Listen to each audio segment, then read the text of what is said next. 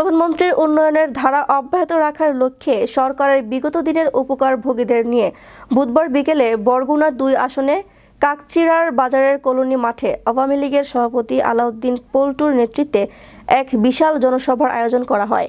জনসভায় বিভিন্ন ইউনিয়নের নৌকা মার্কা চেয়ারম্যানদের নেতৃত্বে হাজার হাজার লোকজন ও জেলা উপজেলা থেকে আওয়ামী লীগের অঙ্গ সংগঠনের নেতাকর্মীরা জনসভায় যোগ দেন। উপকারভোগী জনসভার প্রধান অতিথি ছিলেন বরগুনা সংরক্ষিত আসনের সংসদ সদস্য সুলতানা নাদিরা এমপি।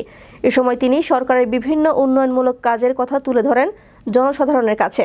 সেই সাথে নৌকা মার্কায় ভোট দিয়ে মাননীয় প্রধানমন্ত্রীকে জয়যুক্ত করার আহ্বান জানান তিনি। বিভিন্ন আমরা 42টি উপকারভোগীদের এই ইউনিয়ন পরিষদে প্রধানমন্ত্রী নেতৃত্বে ভাতাগুলো দেব।